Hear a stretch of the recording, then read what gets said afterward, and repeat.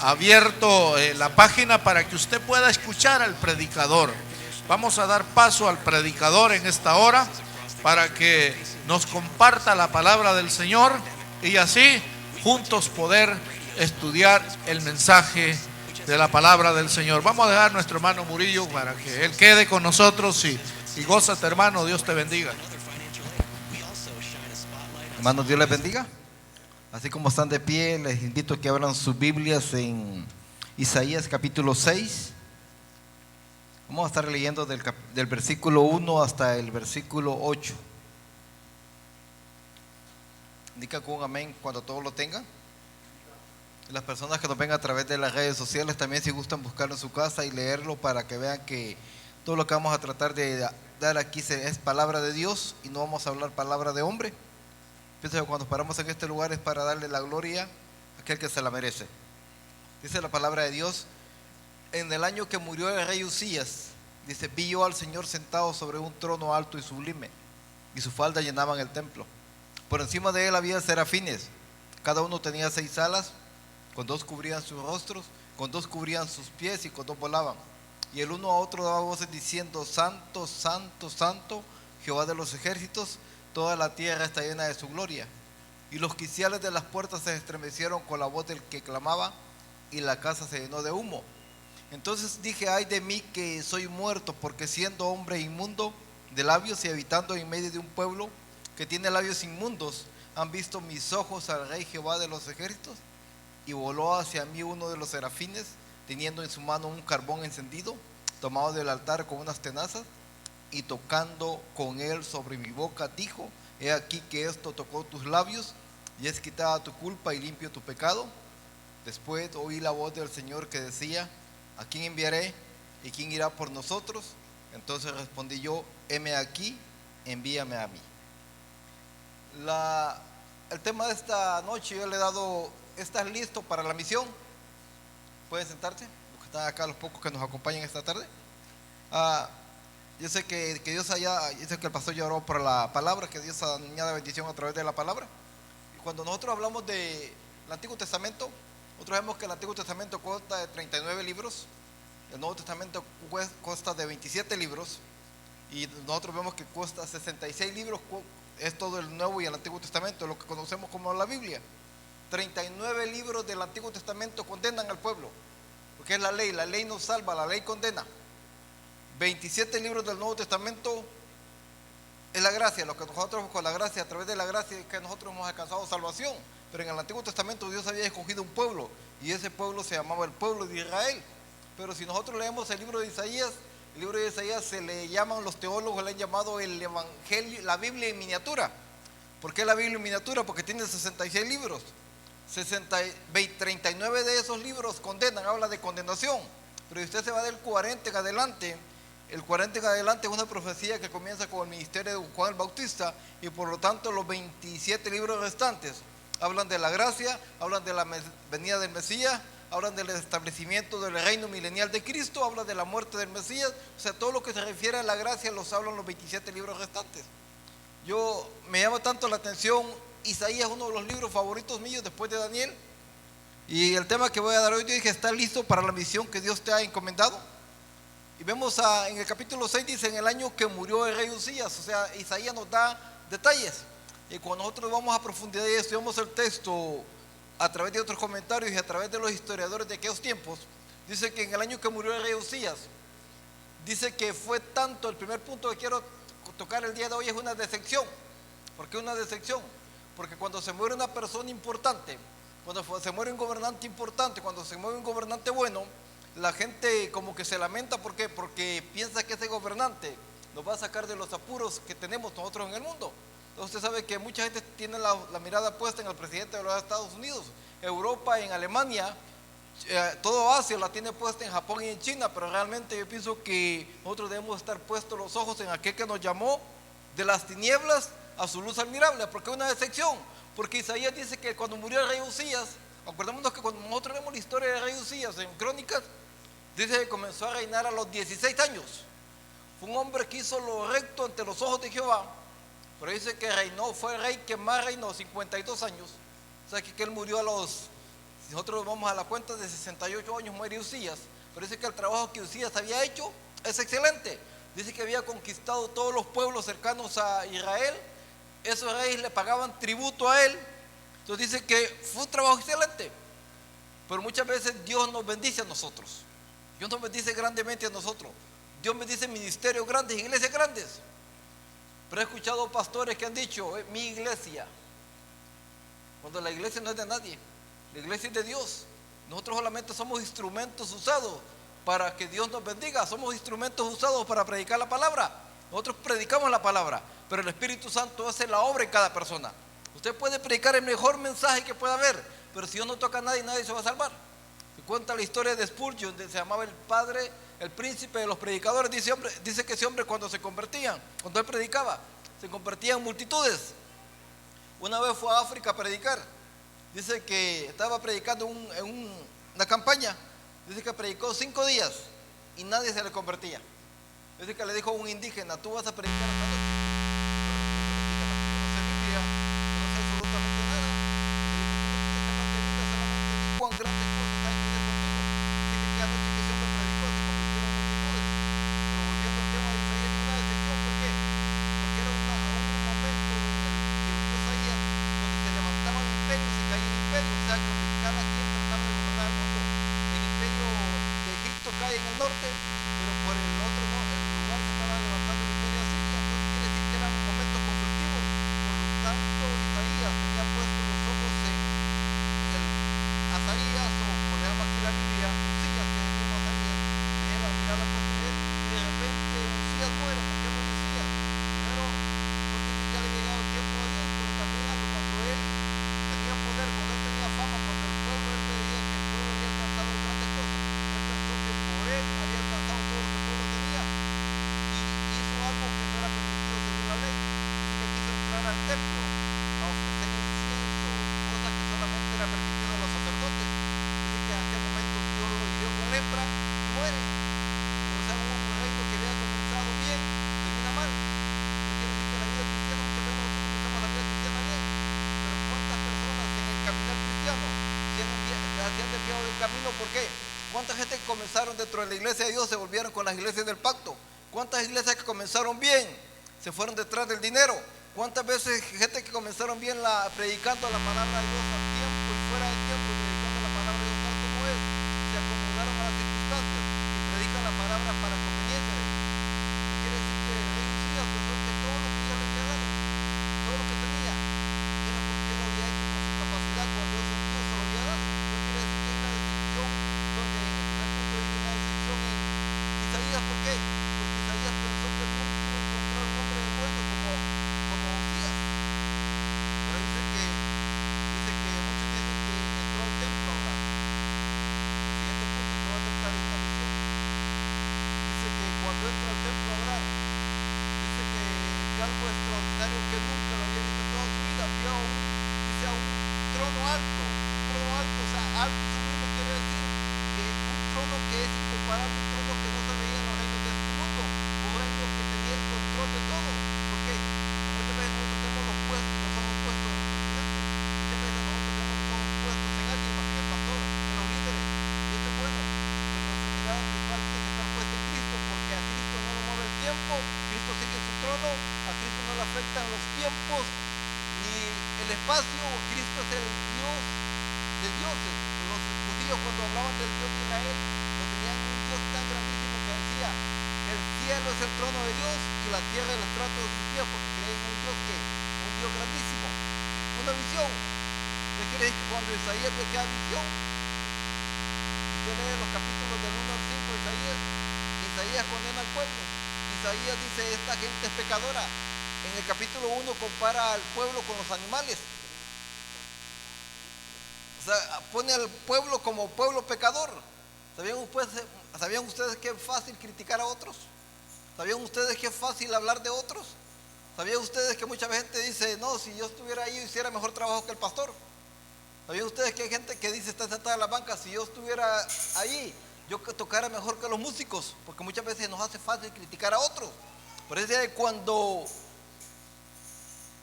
este hombre tiene la visión, no solamente encuentra una visión, ¿Sabían ustedes que cuando nosotros tenemos un encuentro personal con Cristo, nos consideramos pecadores? ¿Se acuerdan Pedro cuando Jesucristo se sentó a la barca y tuvieron aquella pesca milagrosa? Pedro vio a Jesucristo que era diferente y por eso le dije, aléjate de mí que yo soy pecador, porque nosotros cuando tenemos un encuentro personal con Cristo es cuando realmente nosotros cambiamos. ¿Sabían ustedes que hay gente en la iglesia que no la cambia absolutamente nadie? Ni las predicaciones que es el pastor, ni al que hablen de él, ni al que él sepa que la predicación es para él, no lo cambia nadie. Pero ¿saben ustedes que esta persona cuando una vez que venga y se humilla aquí en el altar y el Espíritu Santo lo redarguye, él cambia? Porque solamente Dios puede cambiar a las personas, nadie más. Entonces quiere decir que una confrontación. Entonces ¿por qué una confrontación? Porque miren el versículo 5 dice, ay de mí que soy hombre muerto, porque siendo hombre inmundo de labios y habitando en medio de pueblos que tienen labios inmundos, han visto mis ojos al Rey Jehová de los ejércitos. Que quiere decir que nosotros criticamos a muchos, pero cuando nosotros tenemos un encuentro personal con Dios, cambiamos. El apóstol Juan, 60 años después que el apóstol Juan había visto a Jesucristo en el monte de la transfiguración, 60 años después, dice el apóstol Juan, y vimos su gloria. Todavía el apóstol Juan había quedado marcado por aquella visión. Entonces, ¿qué quiere decir cuando Dios nos confronta y somos pecadores? ¿Qué necesitamos? Necesitamos nosotros confesar nuestro pecado, y al confesar nuestro pecado es cuando Dios viene y nos puede limpiar. Entonces, como Isaías dijo, ay de mí que soy hombre muerto, él estaba confesando sus pecados. La Biblia dice, el que encubre sus pecados no prosperará, pero el que los confiesa, ¿qué pasa? Alcanzará misericordia. Por lo tanto dice, miren lo que pasa aquí, dice, y voló hacia mí uno de los serafines teniendo en su mano un carbón encendido, tomado del altar con unas tenazas, y tocando con él sobre mi boca dijo, he aquí que esto tocó tus labios, y es quitada tu culpa y limpio tu pecado. ¿Sabían ustedes que el carbón encendido significa el fuego del Espíritu Santo que viene a nuestra vida y mata todo aquello que es desagradable a los ojos de Dios? Yo pienso que estamos hablando de algo que Isaías pertenecía al pueblo de Dios. ¿Cuánta gente dentro de la iglesia lleva años dentro de la iglesia y no cambia?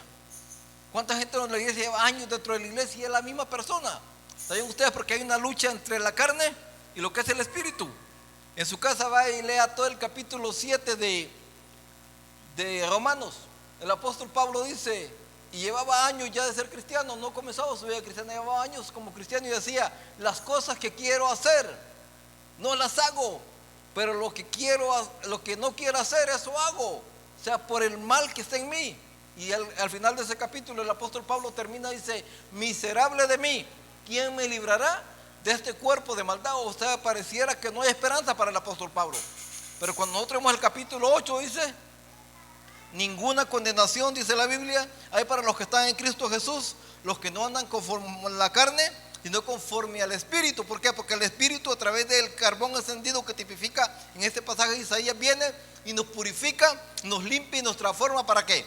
Para ser mejores criaturas. Entonces quiere decir que cuando el Espíritu Santo viene, nos transforma.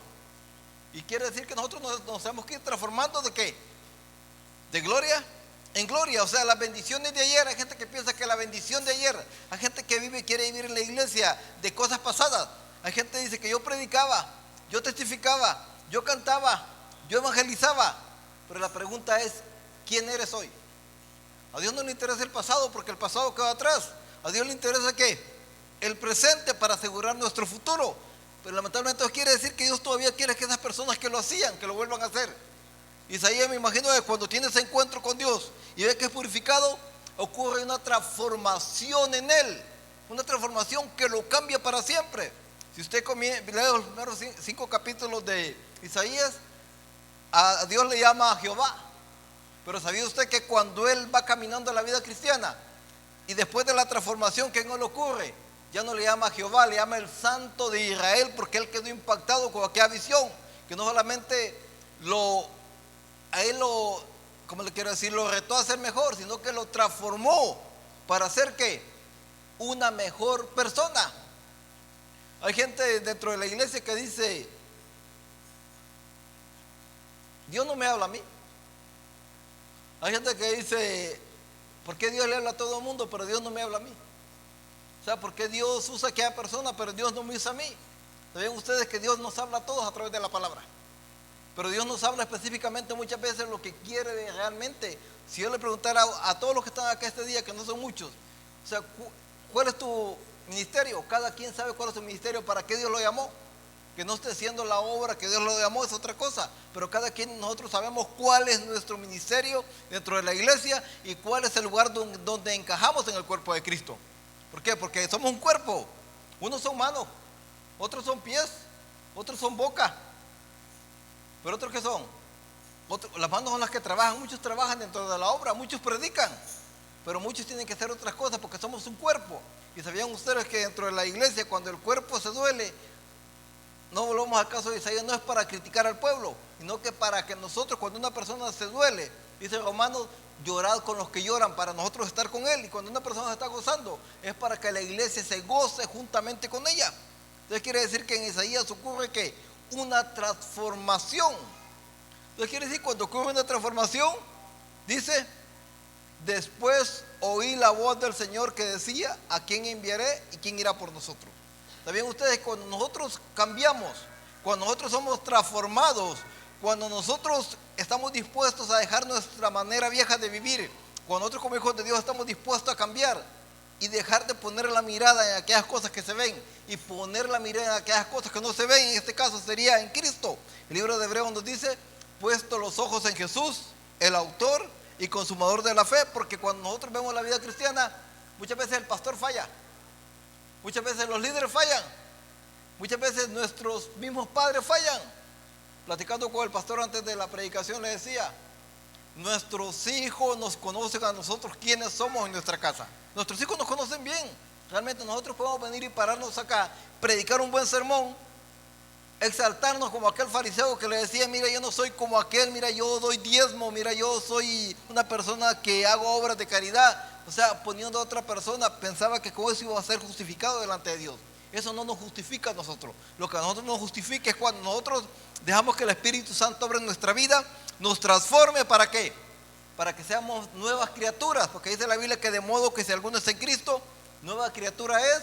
Las cosas viejas pasaron, he aquí todas son hechas nuevas. Entonces quiere decir que Isaías en ese momento, solamente cuando nosotros somos transformados, cuando nosotros somos perdonados, cuando nosotros tenemos un encuentro personal con Cristo, es cuando nuestros oídos son abiertos.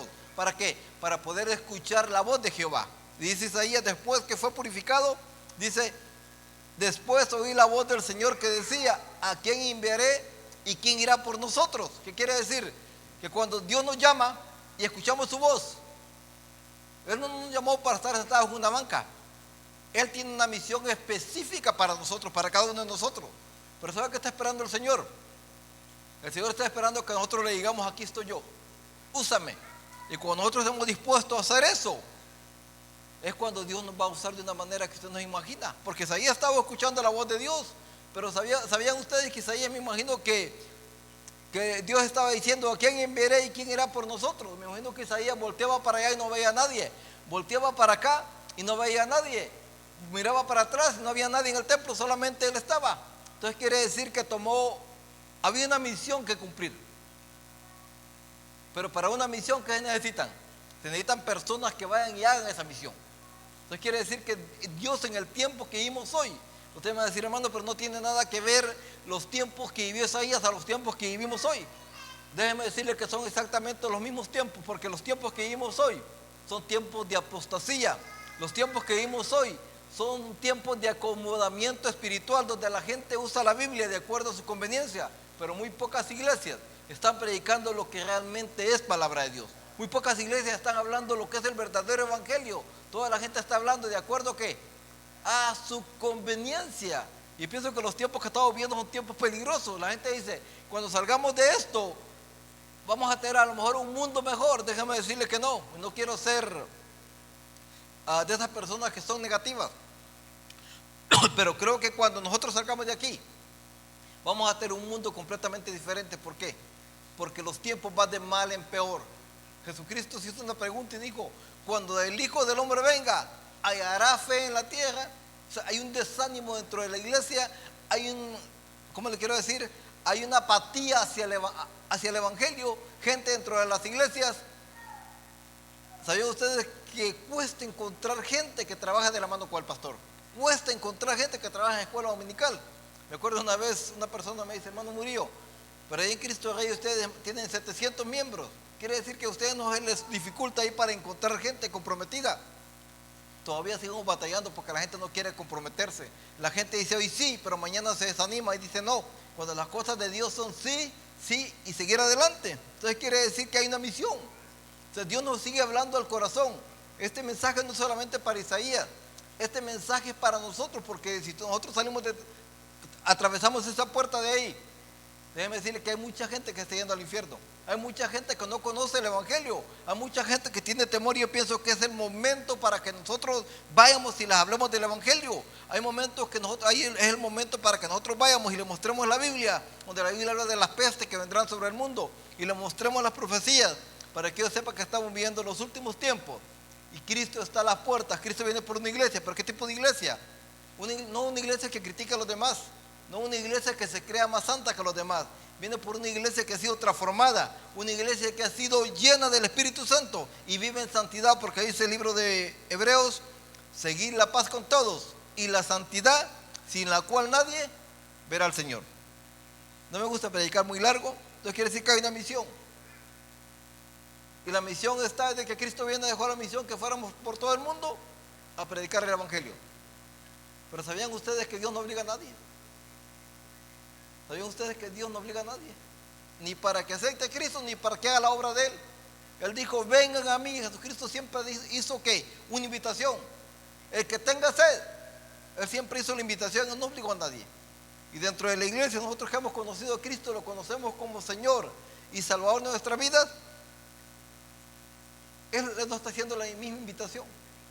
Él nos está invitando que hay un pueblo que está muriendo afuera, que hay un pueblo que está yendo al infierno, que hay un pueblo que está muriendo sin conocerlo a Él.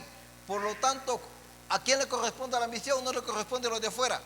Nos corresponde a nosotros como iglesia que somos. Nos corresponde a nosotros atender ese llamado. Pero ese llamado solamente a los que quieran. En la iglesia de la Odisea, Jesucristo le dice a la iglesia: he aquí, yo estoy a la puerta y llamo. Si alguno oye mi voz y abre la puerta, entraré a él, cenaré con él y él conmigo. O sea, primero Dios hace una invitación general a todos. Pero como nadie quiere abrir la puerta, entonces quiere decir que Jesucristo habla a cada corazón individualmente. Y la misión de ir y predicar el Evangelio es de nosotros. Por ejemplo, yo en este día yo dejo a la iglesia, cada quien que decida escuchar esa voz, pero no solamente que la escuche, sino que está dispuesta a hacer la obra que Dios nos ha mandado. Yo me gustaría que esta tarde oráramos. Que esta tarde oráramos para que Dios toque los corazones. No solamente los corazones de afuera. No. Si saben ustedes por qué la gente no se convierte afuera, porque no hay quien vaya y les predique el Evangelio. En el tiempo de hoy, ¿sabían ustedes que en el tiempo de Cristo 12 hombres comunes y corrientes volvieron locos al Imperio Romano? Volvieron locos 12 hombres, se convertían a miles. Dentro del mundo ya pasamos más de los 10 millones de cristianos en el mundo. Solamente de lo que es Iglesia de Dios. Imagínate Asamblea de Dios, imagínate todas las iglesias independientes, imagínate todas las iglesias aquellas que no tienen una organización donde se afilian. O sea, quiere decir que los cristianos somos una cantidad mayoría en el mundo. Pero ¿por qué no convertimos al mundo? Porque nos hemos acomodado a las circunstancias. O sea, nos ha gustado vivir una vida que nos conviene a nosotros, pero no una vida que conviene vivir lo que realmente es el Evangelio de Cristo. Y por lo tanto la decisión es para nosotros. La decisión es para la persona que nos escucha en las redes sociales, su decisión de seguir a Cristo. Pero para nosotros también la decisión, ¿cuál es? Ir y hablarles a este mundo que hay una iglesia, que hay un Cristo que todavía sigue salvando, que hay un Cristo que todavía sigue transformando, que hay un Cristo que todavía aquí cree que viene por una iglesia que es santa, una iglesia que no se ha contaminado con el mundo, una iglesia sin mancha, y por esa iglesia Cristo viene. Entonces quiere decir que la decisión es de los que están afuera, reconocer que hay un Dios que salva. Pero ¿cuál es la decisión de nosotros dentro de la iglesia? Es de ir y hablarles a esas personas para que ellos puedan reconocer y unirse con nosotros y adorar a aquel que nos llamó de las tinieblas a su luz admirable. Termino con un versículo de Romanos que dice, si usted me lee, me sigue con la Biblia, Romanos capítulo 10, si no me equivoco. Dice, porque todo aquel que invocara el nombre del Señor será salvo. Pero dice el 14, ¿cómo pues invocarán a aquel en el cual no han creído? ¿Y cómo creerán en aquel de quien no han oído? ¿Y cómo oirán sin haber quien les predique? ¿Y cómo predicarán si no fueren enviados?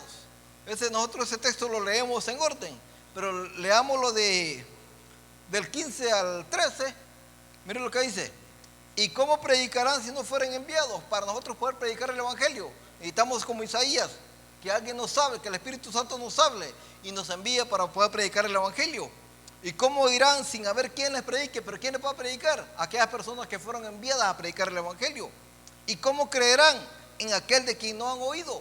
No pueden oír si no hay quien les predique. Y miren lo que dice. ¿Cómo pues invocarán a aquel en el cual no han creído? Para poder creer ellos, nosotros necesitamos que vaya alguien y les predique. Como dijo el apóstol Pablo, en ningún otro hay salvación, porque no hay otro nombre debajo del cielo dado a los hombres en que podamos ser salvos. Hay gente que está diciendo, bueno, pero ¿qué haré para irme con Cristo? Es la misma pregunta que hizo el carcelero de Filipos. Y la respuesta de Pablo y Silas fue, cree en el Señor Jesucristo y serás salvo tú y tu casa. Entonces quiere decir que, y por último dice, porque todo aquel que invocara el nombre del Señor será salvo. Pero para eso necesitamos que nosotros hagamos la parte que nos corresponde y que el Espíritu Santo haga la parte que le corresponde allá afuera. Cuando nosotros estemos dispuestos a ir, déjenme decirle, multitudes se van a convertir. Y no lo estoy mintiendo, el pastor me decía, yo veía en una visión esta iglesia que estaba llena. Yo desde que comencé a venir al instituto no soy profeta, pero yo le dije al pastor, esta iglesia se va a llenar, este templo se va a llenar, ya no van a caber acá, van a necesitar otra iglesia más grande. ¿Por qué? Porque de eso se trata el Evangelio. En los últimos días mucha gente, déjenme decirle, que tiene hambre afuera, pero no hambre de pan ni de agua, hambre de escuchar palabra de Dios. ¿Y sabían ustedes que hay tantos predicadores hoy? Pero muchos predicadores quieren predicar en las iglesias. Mucha gente anda buscando predicar donde hay iglesias grandes. ¿Por qué? Porque las ofrendas son grandes. Pero ¿sabían ustedes que el día que nos muramos no nos vamos a dar absolutamente nada? El día que nos muramos nos vamos a ir exactamente como venimos al mundo, así nos vamos a ir. Realmente no vamos a ver absolutamente nada. Pero aquellas personas que amamos la voluntad de Dios, dice Cristo, esas personas vamos a estar para siempre con Él. Entonces quiere decir, la decisión es de nosotros hoy, este día. Y me gustaría que nos pusiéramos de pie las pocas personas que vemos acá. Y me gustaría que aquellas personas que nos están viendo a través de las redes sociales, si usted cree que ese mensaje es para usted, y usted cree que Dios lo puede transformar, y usted cree que Dios todavía sigue cambiando vidas, me gustaría que en su casa usted hiciera una oración. Y yo le voy a dejar, antes de despedirme, dejo al pastor para que el pastor le dé la información de la iglesia. Pero vamos a orar como iglesia ese día, para que Dios nos dé la fuerza, para que Dios nos confronte, para que Dios nos transforme, para que seamos mejores cada día, y de esta manera poder escuchar la voz de Dios, y no solamente poder escuchar, y no estar dispuestos a decirle a un mundo que este mundo va a la perdición, pero que hay en Cristo hay esperanza. Vamos a orar. Amantísimo Dios, te alabamos, te glorificamos, Padre de la gloria. Hay momentos difíciles, Padre, hay momentos que como cristianos aún nos desanimamos. Hay momentos que como cristianos, Padre, ya no queremos seguir la vida cristiana, Padre, porque todo lo que viene a nosotros son luchas y pruebas, Padre.